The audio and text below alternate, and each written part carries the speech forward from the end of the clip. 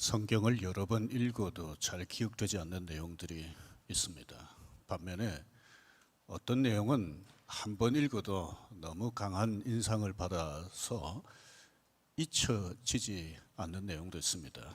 오늘 우리가 읽은 여리고 성 함락 사건도 그 중에 하나입니다. 그림을 한번 보십시다. 고고학자들이 나름대로 연구해서 고대 여리고가 어떠했을까를 생각하면서 그린 그 그림입니다. 이 그림에는 잘 나타나 있지 않지만 여리고 성은 상당히 좀 높은 지대에 있었다고 그래요. 성벽도 돌이나 뭐 이런 자연 이 장애물 때문에 바깥에서 쉽게 공격을 할 수 없는 구조였다고 그래요. 그러니까 자연적인 방어막 규시를 이 성벽에 한 겁니다. 성벽도 이중으로 두텁게 돼 있었다고 그럽니다. 그러니까 이 바깥에서 여리고 성을 공격해서 함락시키기가 쉽지 않은 성이었습니다. 하나님께서 이스라엘 백성을 가나안 땅으로 인도하셨는데 이 여리고 성이 떡 버티고 있었습니다. 이 성을 지나서 다른 성을 점령하고 이렇게 할 수가 없었습니다. 이 성은 반드시 정복해야 될 그런 성이었습니다. 이스라엘 백성들만으로는 정복하기가 참 쉽지 않은 그런 성이 여리고 성이었습니다. 우리 인생길을 가는데 여리고 성처럼 감당하기 참 힘든 일들을 만납니다. 또 인생길을 가는데 여리고 성처럼 감당하기 힘든 사람도 만납니다. 몇 년 전부터는 전 세계 사람들에게 이 코로나는 여리고 성 같은 것이다 이렇게 말할 수 있습니다. 마귀는 우리 그리스도인들이 잘 될 때, 성공했을 때도 그것을 이용해서 유혹하지만은 여리고 성 같이 힘든 상황에 놓여 있을 때, 여리고 성처럼 힘든 사람을 만났을 때 그걸 이용해서 유혹합니다. 예수님이 공사역을 시작하시기 전에 40일 동안 금식하셨지 않습니까? 예수님도 육신을 가지고 계셨으니까 배가 고팠죠. 이때 마귀가 예수님을 찾아왔습니다. 이렇게 유혹했습니다. 마태복음 4장 3절입니다. 내가 만일 하나님의 아들이거든 명하여 이 돌들로 떡덩이가 되게 하라. 마귀는 예수님이 배고프시다는 거 잘 알았습니다. 이 배고픔을 이용해서 예수님을 유혹했습니다. 하나님의 아들의 이 필요를 이용해서 유혹을 했다면 마귀가 오늘 저와 여러분들을 유혹하지 않겠습니까? 저와 여러분들이 특별히 어떤 결핍을 경험하고 있을 때, 어떤 힘든 문제에 직면해 있을 때, 힘든 사람 때문에 끙끙거리고 있을 때 그것을 이용해서 유혹하지 않겠습니까? 마귀가 우리를 유혹할 때 어떻게 해야 합니까? 이스라엘 백성들이 여리고 함락 과정에 어떻게 했는지를 보면서 배웠으면 합니다. 첫 번째 생각하려고 하는 것은 이스라엘 백성이 하나님의 여리고 함락을 위한 방법에 대해서 의심하고 따르지 않을 수도 있었지만 하나님의 방법을 믿고 순종했습니다. 그림을 또 하나 보십시다.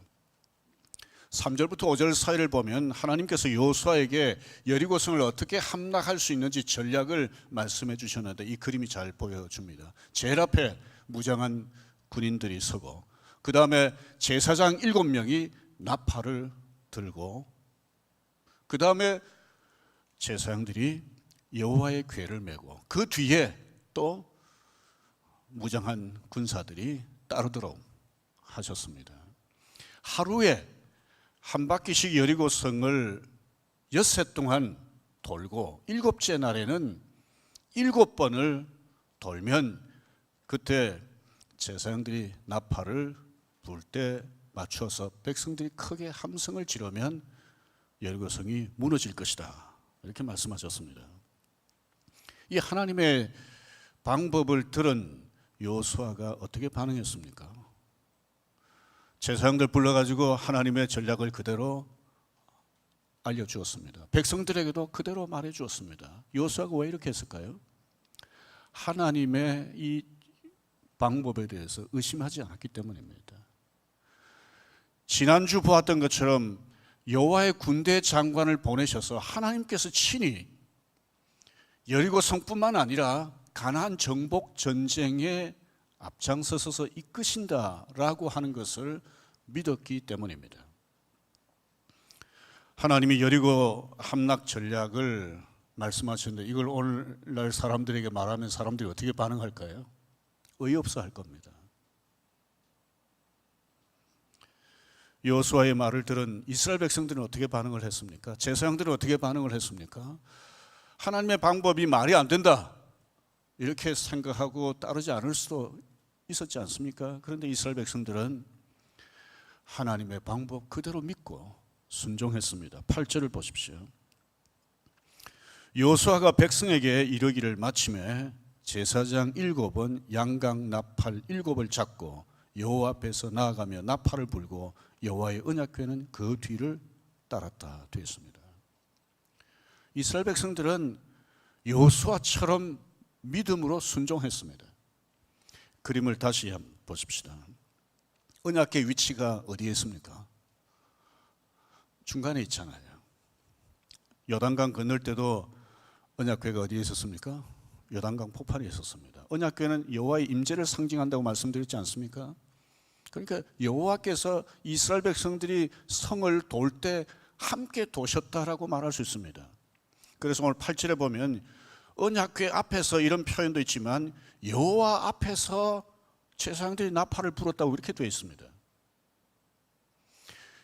이스라엘 백성들이 육신의 눈으로는 여호와 하나님을 보지 못했지만 믿음의 눈으로 여호와께서 자신들과 함께 이 여리고 성을 도신다 이렇게 믿고 여리고 성을 하나님의 말씀대로 돌았습니다.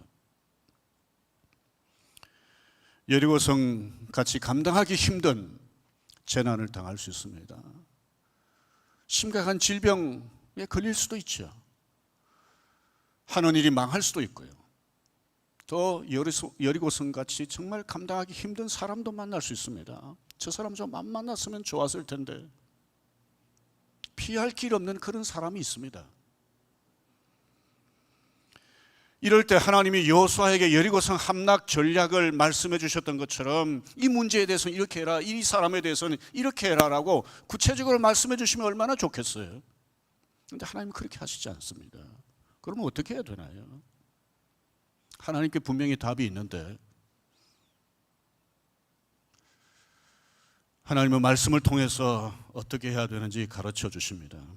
그 중에 데살로니가전서 5장 16절부터 18절 말씀을 보십시오. 여기 이렇게 말씀합니다. 항상 기뻐하라. 그 다음에 뭐죠? 쉬지 말고 기도하라. 범사에 감사하라. 이것이 그리스도 예수 안에서 너희를 향하신 하나님의 뜻이다. 이 문제에 대해서 구체적으로 어떻게 해야 되는지 다는 몰라도 적어도 한 가지 분명한 것은 기도하는 것. 이건 하나님의 뜻이라는 겁니다. 이 사람에 대해서 내가 어떻게 구체적으로 해야 될지 다는 모르나 기도하는 것. 이건 하나님의 뜻이라는 거죠. 야고보서 5장 13절도 보십시다. 같이 읽겠습니다. 너희 중에 고난당하는 자가 있느냐? 그는 기도할 것이요 즐거워하는 자가 있느냐? 그는 찬송할지니라. 어떤 상황 때문에 사람 때문에 너무 힘들 때 하나님의 뜻은 뭡니까? 기도입니다. 그런데 이때 마귀가 유혹하죠. 우리 귀에 우리 마음의 속삭입니다. 기도해봐도 소용없어. 기도한다고 이 문제 해결되지 않아. 기도한다고 해서 그 사람이 변할 것 같아? 안 변해. 이렇게 유혹합니다. 여리고성 같은 문제, 여리고성 같은 사람, 우리를 힘들게 할 때 마귀가 우리로 하여금 하나님 뜻대로 기도하지 못하도록 유혹해도 이스라엘 백성들이 하나님을 믿고 여리고성을 돌았던 것처럼 하나님 앞에 기도하는 저와 여러분들이 되었으면 합니다. 두 번째, 이스라엘 백성은 여리고 성을 돌면서 불신앙의 말을 할 수도 있었지만 계속 침묵하면서 하나님께 집중했습니다. 10절 말씀을 보십시오. 여기 보면 침묵하라는 표현을 다양하게 했죠. 너희는 외치지 말며 너희 음성을 들리게 하지 말며 너희 입에서 아무 말도 내지 말라. 그리하다가 내가 너에게 명령하여 외치라 하는 날에 외칠지라고 했습니다. 왜 이렇게 반복해서 침묵하라고 강조했을까요? 여러분들, 이스라엘 백성들이 애굽에서 나와서 홍해까지 왔지 않습니까? 앞에는 홍해고 뒤에는 애굽 군대가 이스라엘 백성들을 잡으려고 추격해 오고, 이때 이스라엘 백성들이 어떻게 했습니까? 모세를 원망하면서 이렇게 말했죠. 애굽에 매장지가 없어서 우리를 이 바다에 매장시키려고 여기까지 인도했냐고. 38년 반 전에 가데스 바네에서 12명의 정탐꾼이 가나안 땅에 갔다 돌아와서 보고하는 중에 10명이 부정적인 보고를 했지 않습니까? 불신앙의 보고를 하는 말을 듣고 이스라엘 백성들이 밤새도록 통곡하면서 모세와 아론을 원망했습니다. 하나님을 원망하고 하나님을 멸시했습니다. 그때 하나님은 어떻게 하셨습니까? 그 원망하는 사람들 다 죽이셨습니다. 지금 여리고성 앞에서 여리고성을 돌면서 이스라엘 백성들이 이렇게 해가지고 여리고성이 무너질까? 이렇게 수군대면서 서로 이거 돌아도 헛고생하는 거 아닐까? 좀 더 나아가서는 우리 매장지가 없어가지고 여리고 앞에서 죽게 하느냐, 이렇게 원망의 말을 할 수 있는 거죠. 여호수아를 향해서, 또 하나님을 향해서. 이렇게 되면 하나님이 어떻게 하시겠습니까? 그래서 지금 여호수아가 말했다고 되어 있지만 하나님께서 여호수아를 통해서 하신 말씀이라고 저는 봅니다. 만약에 성을 돌면서 불신앙의 말을 하고 부정적인 말을 하게 되면 그게 이 사람 저 사람 삽시간에 번져서 이스라엘 백성들이 하나님 말씀대로 여리고성을 도울 수 있겠습니까? 하나님께서 이 백성들을 위해서 침묵하라고, 말하라 하기 전까지는 계속 침묵하라고 그렇게 하셨습니다. 계속 침묵하는 것 쉽지 않습니다. 하지만 아무 말하지 않고 침묵하면 무슨 소리가 들릴까요? 여리고성을 도는 내 발자국 소리부터 앞뒤 좌우로 있는 사람들의 발자국 소리가 들리지 않겠습니까? 옥기스 치는 소리, 좀 더 들으면 가끔 바람 부는 소리도 들릴 거예요. 그리고 또 뭐가 들리겠습니까? 제사장들 7명이 나팔을 들고 돌면서 계속 불었는데 그 나팔 소리는 또렷하게 들리지 않겠습니까? 이 나팔 소리를 들으면 이스라엘 백성들이 뭘 생각하겠습니까? 하나님이 어떤 분이신가? 하나님이 행하신 일이 뭔가를 생각하지 않겠습니까? 특별히 얼마 전에 요단강을 마른 땅같이 건너게 하셨던 그 하나님의 위대한 역사를 생각하지 않겠습니까?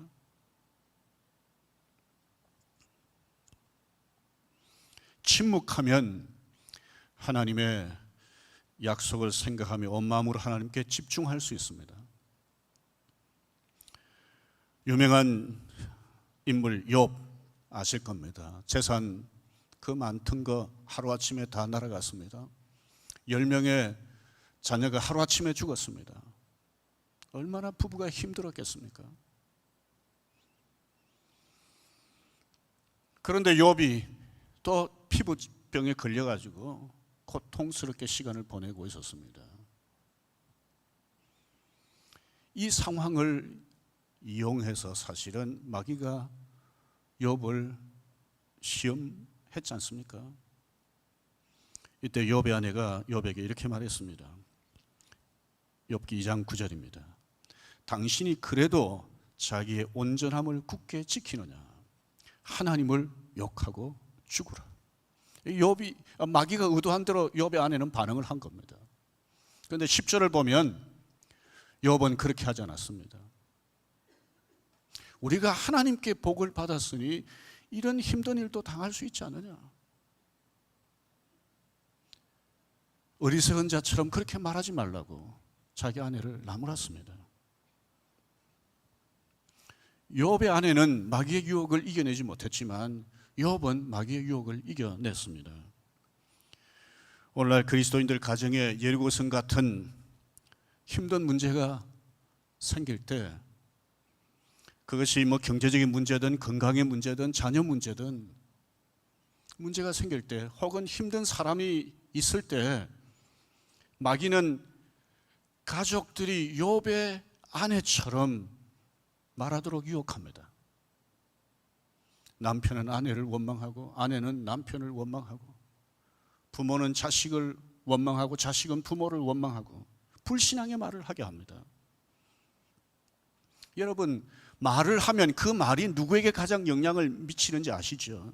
누굽니까? 말하는 사람 그 자신입니다. 그래서 여러분, 부정적인 사람을 가만히 보면 특징이 있어요.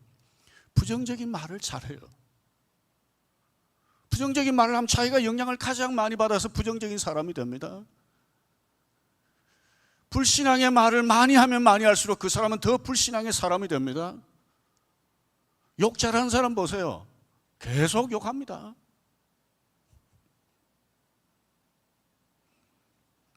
요즘 오미크론 전염력이 강하다고 얘기를 하지 않습니까?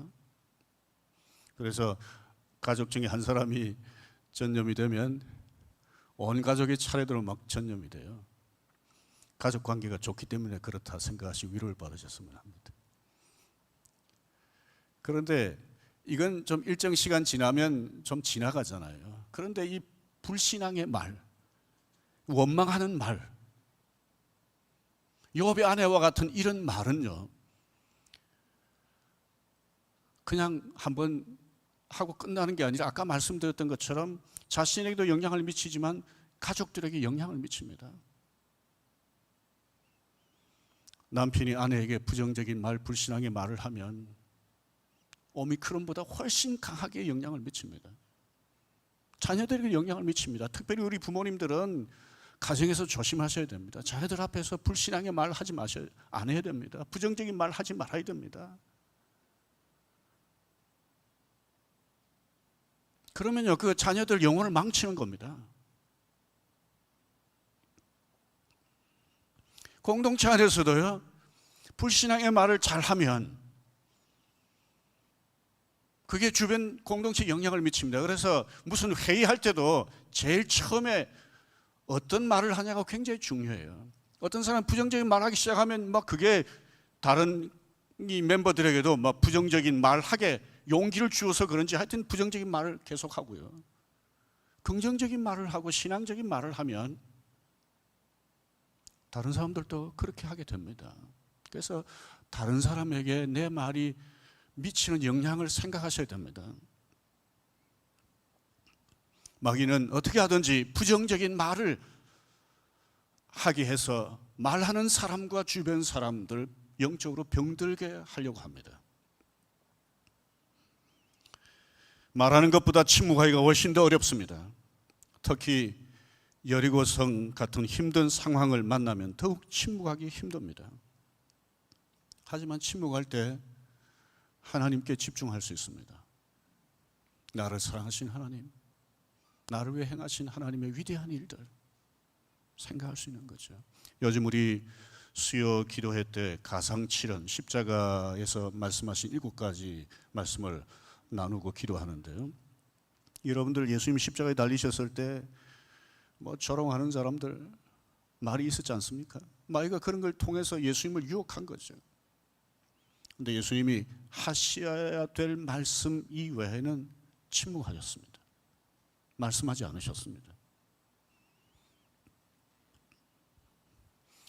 코로나 때문에 우리 마스크 씁니다. 그래서 이런 말들을 어디 돌아다니죠. 하나님이 말 좀 그만하라고 마스크 쓰게 하신다. 여러분, 그 사람 말 잘하는 사람이라 이런 말 그렇게 좋은 말 아닙니다.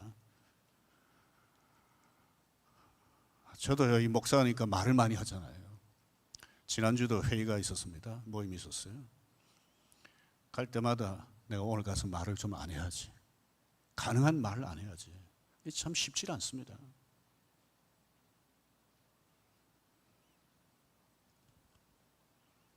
마귀는 우리로 하여금 불신앙의 말, 부정적인 말, 원망하는 말, 불평하는 말 자꾸 하게 합니다. 특별히 힘든 상황에 있는 사람들을 향해서 유혹합니다.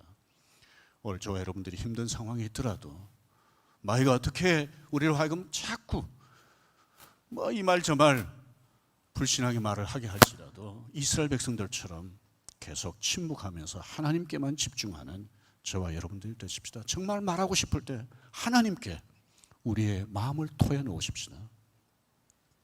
마지막 세 번째는 이스라엘 백성이 여리고성을 돌면서 낙심하고 중도에 포기할 수도 있었는데 그렇게 하지 않고 하나님의 때까지 순종했습니다.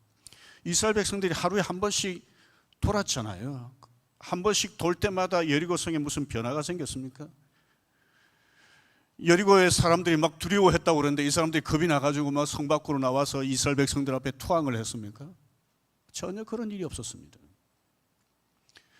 이틀, 3일, 4일, 5일, 6일 계속 돌아도 처음처럼 여리고성은 아무 문제 없었습니다. 변화가 없었습니다. 7째 날, 6번째까지 돌아도 전혀 변화가 없었습니다.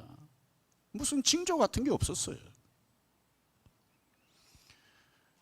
이렇게 하는 가운데 마귀가 이스라엘 백성들에게 유혹하지 않았을까요? 마음에 속삭이지 않았을까요? 봐라, 이렇게 돌았는데도 아무 문제, 아무런 변화도 없지 않느냐. 만약에 이 성이 하나님 말씀대로 무너질 것 같으면 그래도 며칠 돌면 조금이라도 성에 금이 간다든지. 여리고성 사람들이 겁이 나가지고 이스라엘 백성들 앞에 와서 항복하는 사람들이 있어야 되는 거 아니냐. 근데 아무런 변화가 없지 않냐. 헌일한다. 그만둬라. 이렇게 속삭이지 않았겠어요? 그런데 이스라엘 백성들이 어떻게 했습니까? 마지막 7번째 바퀴도 돌고 하나님 말씀하시는 대로 함성을 질렀습니다. 그때 어떤 일이 일어났습니까? 6장 20절입니다. 같이 읽겠습니다. 이에 백성은 외치고 제사장들은 나팔을 불 때 백성이 나팔 소리를 들을 때 크게 소리질러 외치니 성벽이 무너져 내린지라. 하나님 말씀대로 하니까 그때 무너졌습니다. 21절 보십시오. 하나님께서 그 성 안에 있는 모든 사람들을 칼로 죽이게 하셨습니다. 아주 무섭게 심판하셨습니다. 반면에 계속해서 읽어보면 6장 정탐꾼 2명을 믿음으로 숨겨주었던 기생 라합과 그 가족들은 살았습니다. 하나님의 은혜를 입었습니다. 이와 비슷한 사건이 성경에 또 있죠.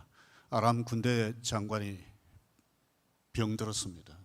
나병에 걸려서 고통을 당하고 있을 때 이스라엘 엘리사 선지자에게 가면 나을 수 있겠다고 하는 말을 듣고 엘리사를 찾아왔습니다.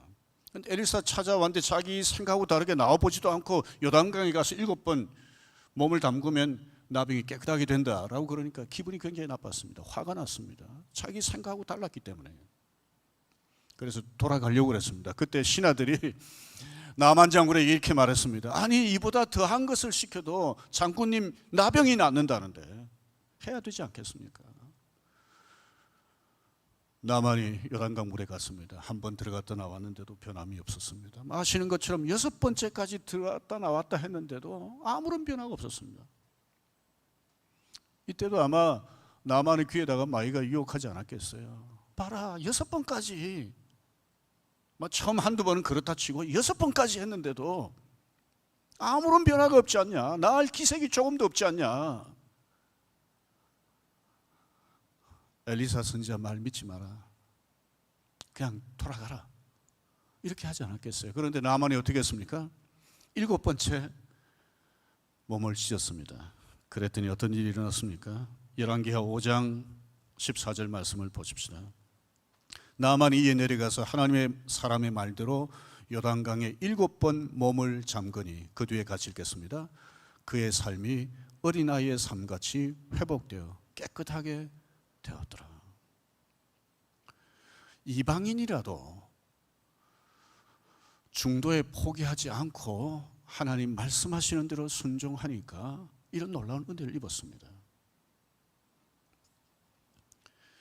마귀가 유혹할 틈도 얻지 못하도록 하나님께서 자기 자녀들이 여리고성같이 큰 어려운 일을 만났을 때, 감당하기 버거운 정말 힘든 사람을 만났을 때 빨리 해결해 주시면 얼마나 좋겠습니까? 또 위에서 기도할 때 하나님께서 빨리 응답해 주시고 해결해 주시면 얼마나 좋겠습니까? 하나님께서 기도하라고 그래서 기도하는데도 응답하시지 않을 때가 있습니다. 힘들어도 부정적인 말하지 않고 하나님을 원망하지 않고 침묵하면서 계속 하나님께 집중하면서 하나님 뜻대로 살려고 애쓰면서 하나님만 바라보았는데도 빨리 그 문제가 해결되지 않을 때가 있습니다. 여리고성 같은 게 무너지지 않고 그대로 있을 수가 있습니다. 이러면 정말 계속해서 하나님을 신뢰하고 기도하기가 힘듭니다. 지칠 때가 있잖아요. 처음에는 막 기도했는데 나중에는 막 다 지쳐가지고 기도할 힘도 없는 그런 때가 있지 않습니까? 이렇게 힘들 때 마귀가 찾아와서 유혹하죠. 봐라, 하나님 말씀대로 그렇게 기도했는데도 지금 문제 여전히 있지 않느냐, 사람은 안 변하고 그대로 있는 거 아니냐, 이제 이 정도 했으면 됐으니까, 이 정도 기도했으면 됐으니까 이제 그만둬도 된다, 그만둬라, 기도 그만둬라. 그동안 하나님의 은혜를 기대하면서 하나님의 나라와 의를 구하면서 하나님 뜻대로 살려고 애를 썼는데 이제 더 이상 그럴 필요 없다, 네 마음대로 살아라, 이렇게 유혹할 수 있는 거죠. 이렇게 마귀가 유혹해도 이스라엘 백성들이 하나님을 신뢰하고 침묵하면서 하나님이 말씀하신 그대로 순종했던 것처럼 저와 여러분들도 정말 감당하기 힘든 일, 정말 감당하기 힘든 일, 감당하기 힘든 사람들 있을 때 중도에 포기하지 말고 계속해서 하나님을 바라보면서 하나님 뜻대로 순종하십시다, 기도하십시다. 이렇게 하는 가운데 여리고 성이 무너지는 것을 경험한 이스라엘 백성들처럼 저와 여러분들도 하나님이 놀라운 은혜 베풀어 주시는 것을 경험했으면 합니다. 우리의 모든 문제의 답은 하나님께 있습니다.